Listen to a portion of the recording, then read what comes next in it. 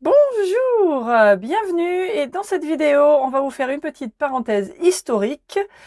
Pendant nos séjours aux États-Unis, on a découvert des choses intéressantes. Alors on va faire deux époques complètement différentes. Il va y avoir des chapitres dans la vidéo, donc si vous voulez passer d'une époque à l'autre plus vite, vous pouvez faire ça. Si vous êtes plus intéressé par ou bien l'histoire de Lafayette ou alors l'histoire de la Deuxième Guerre mondiale. Mais voilà, donc ça c'est des choses qui sont liées à la famille. Vous allez voir, on vous explique tout ça dans la vidéo. Alors j'espère que ça vous a plu, nous on a trouvé ça très intéressant, j'espère que vous serez d'accord, bien sûr. Et puis comme d'habitude, merci de nous suivre, merci pour le petit pouce, merci pour le commentaire, ça fait toujours plaisir. Et puis retrouvez-nous aussi sur Instagram, Finances on the Road et El Boricua Frances. Ciao ciao, à tout à l'heure en fin de vidéo. Bonjour, bonjour, c'est Florence.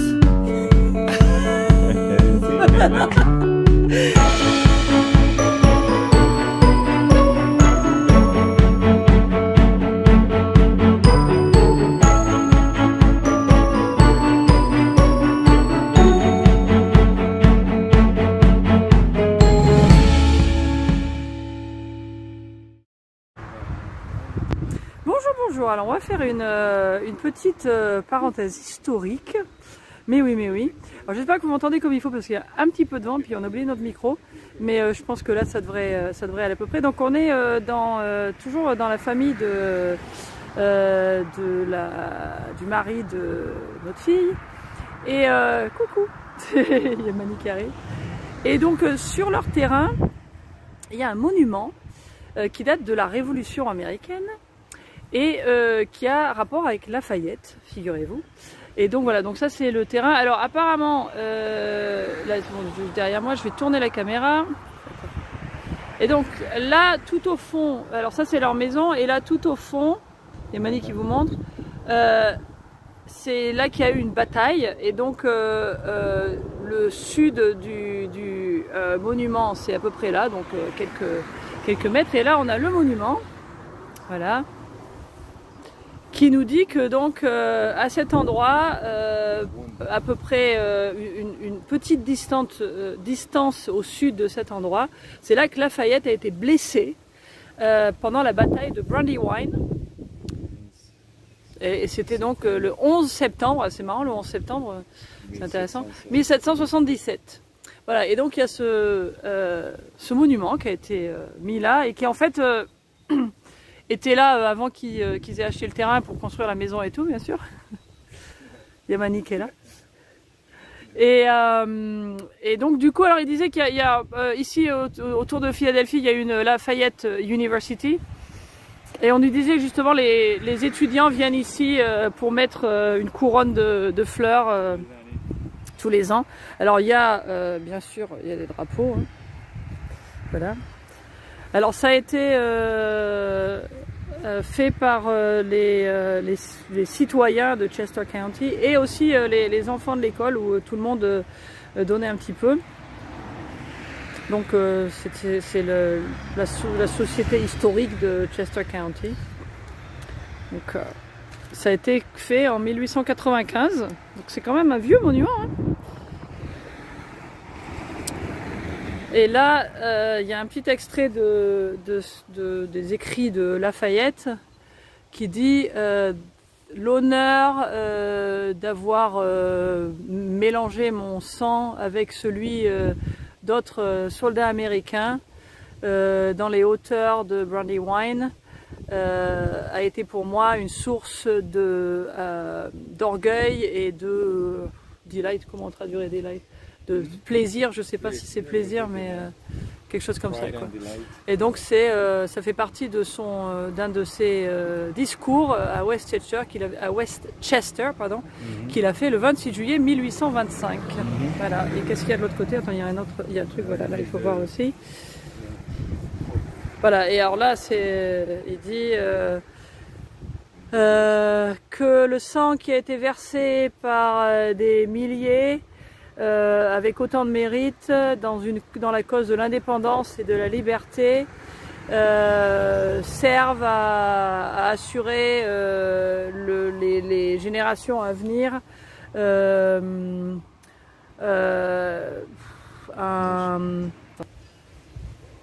Oui, on a cherché comment traduire. Oui, que donc que ça assure aux prochaines générations un gage de républicanisme, je ne sais pas si c'est un mot,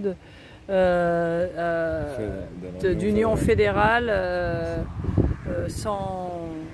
Oui, en paix, quoi, c'est l'idée de la paix. Et de prospérité publique et de bonheur sur leur terre, quoi.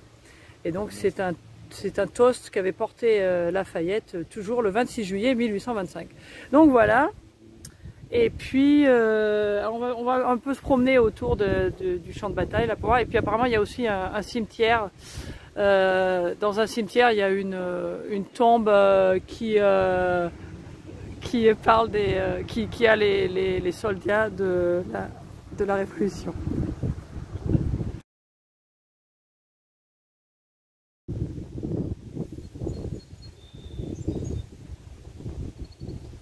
Voilà la vue sur le champ de bataille. Bon, j'essaye de faire des commentaires quand il n'y a pas trop de bourrasque, parce que là il y a vraiment du vent. Et donc, donc là on est sur le champ de bataille et donc j'ai attendu que le vent se calme un petit peu. Ils font des reconstitutions de la bataille régulièrement au mois de septembre.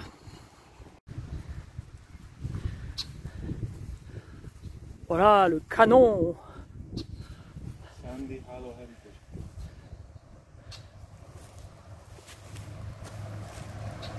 Tada. Beau canon, hein. C'est un beau canon, je suis en train de filmer.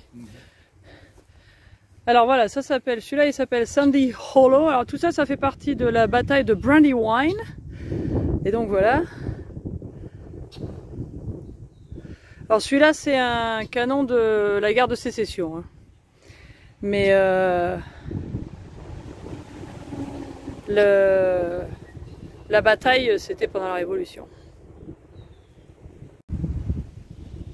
Et apparemment la reconstitution dure 3 jours, hein.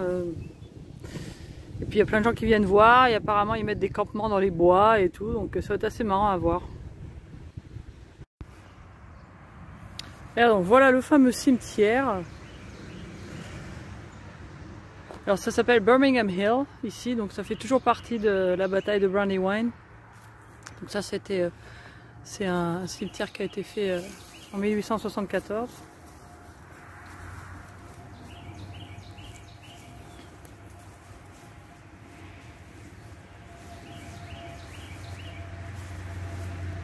Voilà, voilà. Et puis là c'est donc un autre champ de bataille de toujours la même bataille de Brandywine. Voilà. En ce moment c'est un champ quoi, mais historiquement il y a eu des batailles importantes ici.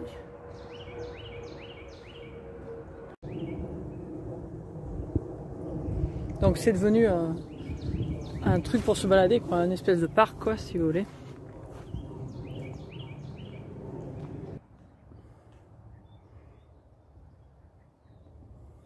Alors voilà à quoi ressemblait la bataille. Je ne vais pas vous dire que j'y comprends grand chose, hein, mais bon, je vois qu'il y avait des grenadiers, des gardes.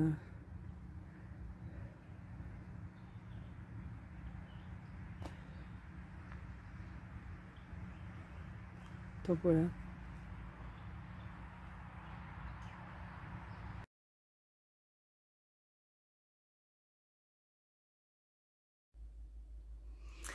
Rebonjour, alors je vais continuer un petit peu puisqu'on est dans la vidéo historique, hein, et là il se trouve que tout ça c'est un peu lié à la famille. Donc on vous a parlé de Lafayette, là on va un petit peu avancer dans le temps, beaucoup plus près de nous, et puis un peu plus loin de Lafayette. Là on va parler de la Deuxième Guerre mondiale, et en fait donc l'arrière-grand-père du bébé, c'est-à-dire le grand-père du papa, était militaire et il a fait le débarquement. Et donc, il fait partie de ces gens qui sont partis de chez eux pendant 3-4 ans ou plus pour venir faire la guerre en Europe. Et donc, j'ai trouvé la famille a trouvé plein de documents. Et puis j'ai lu un petit peu, j'ai fait un petit peu plus de recherche sur qui était la personne et puis en quoi consistait son travail, etc. Donc j'ai trouvé des choses assez intéressantes. Alors je vais vous montrer un petit peu tout ça dans le reste de cette vidéo. Parce que c'est quand même assez intéressant, des choses qui sont assez émouvantes. D'ailleurs là il y a des lettres et tout, donc je vais vous montrer tous ces documents. Alors voilà, bon ça c'est des choses qui ont été retrouvées hein, dans un carton, dans les affaires de la famille, et puis personne ne savait trop que c'était là, donc en fait on sait pas, il en avait jamais tellement parlé, donc c'est quelqu'un qui est décédé il y a maintenant quelques années, il y a un peu plus d'une vingtaine d'années je crois, et puis il en parlait jamais, mais en tout cas après on a trouvé toutes ces choses-là. Et donc voilà, donc ça c'était, donc ça s'appelait Jack Colback, et puis ça c'est une photo donc qui est dédicacée, hein, qui dit To My Darling, je sais pas si on le voit bien là. Alors je sais pas si ça a été envoyé par l'armée ou si c'est lui qui lui avait donné avant de partir, enfin ça on sait pas trop. Et puis bon, il y a certaines choses certains documents qui ont été envoyés. Et puis bon, avant de vous montrer ça, je vais vous montrer un petit peu. Donc là il y a un petit une espèce de petit livret, alors je sais pas, attends, je vais me mettre là parce que sinon ça va faire de l'ombre, voilà, c'est mieux. Il y a une espèce de petit livret qui a été retrouvé, qui raconte un petit peu la campagne. Alors, il faisait partie du... Alors attendez, je vais chercher le nom du régiment parce que je m'en souviens plus, c'est le 834e, voilà, c'était 834e bataillon d'ingénieurs. Donc, c'était un ingénieur et en fait, leur rôle... Je vais vous regarder quand je dis ça, c'est aussi bien. Le rôle de ce bataillon, c'était de construire des pistes d'atterrissage ou des aérodromes. Après, c'était des pistes d'atterrissage d'urgence au départ. Et puis ensuite, bien sûr, des aérodromes un peu mieux quand il y avait plus de temps et plus de moyens de pouvoir faire ça. Donc en fait, la première mission qu'ils ont eue, et ils ont débarqué le jour du débarquement. Mais après les premières lignes, quoi, si vous voulez. Et d'après ce que j'ai lu, donc ils avaient fait du repérage déjà pendant leur entraînement en Angleterre. Ils ont fait 21 mois d'entraînement en Angleterre, de préparation à cette mission. Donc ils avaient repéré un endroit où ils devaient faire la première piste d'atterrissage d'urgence. Bon, ça, je trouvais que finalement, c'était pas possible à cause de tous les restes de la bataille du débarquement. Puis ils ont trouvé quelque chose un peu plus loin, et la première piste d'urgence qu'ils ont construite, ils ont mis 16 heures pour la construire. Donc c'est quand même pas mal, c'est assez impressionnant, c'est assez rapide. Et puis après, tout au long de la campagne, c'était ça leur travail, c'était de construire ça. Après, c'était un peu plus tard, c'était de s'occuper de la communication sur les aérodromes et puis des lumières. Mais enfin, leur but, c'était ça. Donc il fallait qu'ils fassent du repérage, où est-ce qu'ils pouvaient mettre ces pistes, et puis les construire très vite, quoi, avec les moyens du bord, avec beaucoup de matériel qu'ils avaient amené. En fait, c'était tout un truc. Il parle à un moment qu'il fallait désétanchéifier le matériel. Donc j'imagine que c'était dans des espèces de caisses très costaud, très étanche, et puis qu'il fallait sortir tout ça pour que ça puisse être fonctionnel. Enfin bon, je comprends pas tous les détails, je veux dire, mais en fait bon, il y a quand même pas mal d'informations qui dit en quoi consistait le travail du 834th Battalion of Engineers, ou Engineer Battalion, ou quelque chose comme ça. Je vais vous montrer, il est sur un des documents. Et donc, revenons-en aux documents. Donc là, il y a le petit truc qui résume un petit peu. Donc là, il y a la partie l'invasion, donc qui va du 6 juin au 24 juillet. Et donc, d'après ce que je comprends, ils ont dû débarquer à Omaha Beach parce qu'ils sont à côté de Vierville. Voilà, Vierville, c'est là que c'est écrit. Donc d'après ce que j'ai vu sur la carte, ça c'était juste à côté d'Omaha Beach, donc ça doit être là qu'ils ont débarqué. Et puis ensuite, donc ils ont fait la campagne du nord de la France et puis du Rhin. Donc ça c'était du 25 juillet au 12 septembre, après du 13 septembre au 22 mars, donc 44-45 bien sûr. Et puis après l'Europe centrale, donc ça c'était du 23 mars au 8 mai 1945. Alors bon là il y a des photos de l'époque, hein, et puis il y a des petits dessins, des petites illustrations. Bon là c'est là que ça explique exactement ce qu'ils ont fait. Donc voilà, ça s'appelle 834th Engineer Aviation Battalion. Donc c'était le 834e bataillon d'ingénieurs d'aviation, quoi, si vous voulez. Donc c'est pour ça que ça avait rapport avec construire des pistes d'atterrissage. Et donc il dit ici que donc ils ont pu faire équipe avec la RAF, et puis d'autres, l'Air Force américaine du 8e, 9e, et puis américaine 1er, 3e, 7e et 9e armée. Donc, avec qui, c'est ça, c'est tous les gens qui se sont alliés pour tout ça. Et puis donc après il y a une carte là, qui est assez chouette, qui résume un peu ce qu'ils ont fait. Donc ils sont arrivés des États-Unis, hein, donc ils sont partis en août 1942, c'est écrit là. Et puis après, ils sont arrivés à Londres, enfin aux différents endroits de Grande-Bretagne, hein, plutôt d'Angleterre apparemment, ou Pays de Galles, pour faire leur entraînement, leur préparation. Puis après, il y a eu tout ça. Donc là, alors les flèches vont un petit peu dans tous les sens, donc je sais pas trop dans quel sens ils sont arrivés. Donc ils sont arrivés là, effectivement. Et puis bon, après ils ont fait ça. Alors je sais pas, là ça monte, ça descend. Je sais pas exactement à quel moment ils sont allés dans quel endroit. Mais bon, apparemment ils ont fait ça. Et puis après ils sont revenus. Et puis après ils sont descendus un peu plus par là. Enfin, il y a un moment où il était à Nice aussi, parce qu'il y a des cartes postales de Nice. Et puis bon, là, après, le petit bouquin continue de raconter l'histoire. Voilà. Donc ça, c'est des trucs assez intéressants à avoir trouvé, je trouve. Donc voilà, il y a ça. Et puis après, donc bon, là, il y a la photo qu'il y avait. Alors après, il y a des cartes postales. Ça, c'est des cartes postales de Nice. Donc il y a un moment, je dis qu'il s'est retrouvé à Nice. Je sais pas trop quand. Alors sur la carte postale, il y a des petits mots. Là c'est juste il a trouvé des cartes postales de Nice, et puis il dit à sa femme qu'il pense que ça lui aurait plu. Et puis après il dit je t'écris une lettre. Après il dit bisous et puis bonheur, quoi. Your husband Jack, ton mari Jack. Je trouve ça mignon. Et puis, alors là, il explique aussi que pendant qu'il était là, il a passé tout son temps et son argent à essayer de lui trouver des cadeaux. Et alors apparemment, il lui a trouvé, d'après ce que je comprends, du parfum, un collier, et puis je pense que c'est un mouchoir. J'arrive pas bien à lire. Et puis donc il dit qu'il va envoyer les cartes, et puis aussi le mouchoir, et puis le collier tout de suite. Et puis après, il va écrire une lettre. Puis il dit que son hôtel était juste à côté, juste en face de Spark. Donc voilà, c'est assez sympa.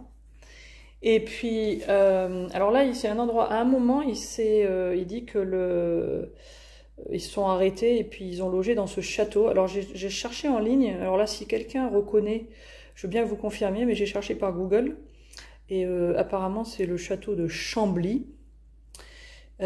Qui se trouve un petit peu vers la région parisienne, quoi, on va dire. Alors si quelqu'un reconnaît et puis que vous pouvez confirmer, c'est bien. Si vous pensez que c'est autre chose, c'est gentil de me le dire. Là j'ai trouvé par Google Lens, mais je suis pas sûre. Mais enfin jusqu'à maintenant, la famille n'avait pas cette information. Donc pour l'instant, on a l'impression que c'est ça.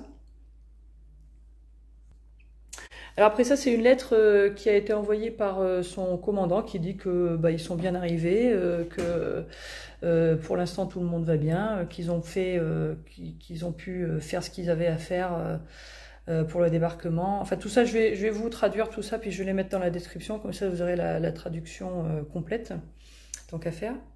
Et puis alors ça, je trouve que ça c'est une très très belle lettre, et puis c'est assez émouvant, c'est assez impressionnant quand on lit ça finalement. Et ça c'est pareil, je vous mettrai la traduction complète. Et en fait, bon, ça c'est une lettre que donc Jack avait envoyée à sa femme, et puis qui décrit quand même son expérience personnelle du débarquement. Et donc il dit qu'il était un peu surpris parce qu'il pensait pas qu'il n'était pas habillé en tenue militaire, donc il pensait que c'était plutôt pour faire du travail, quoi. Et il pensait qu'il allait peut-être débarquer un peu plus tard, mais finalement ça a été bien le jour J.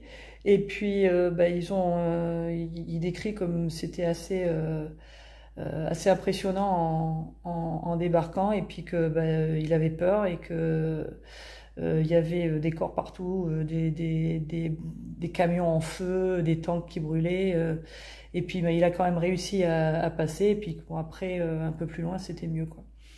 Et donc c'est quand même c'est assez enfin moi je trouve ça assez émouvant de voir ça. Et puis voilà, donc il y a tous ces trucs. Bon, tout ça je vais vous mettre voilà, donc je vous mettrai un peu plus de détails dans la description avec les traductions et tout ça pour que vous voyez tout ça.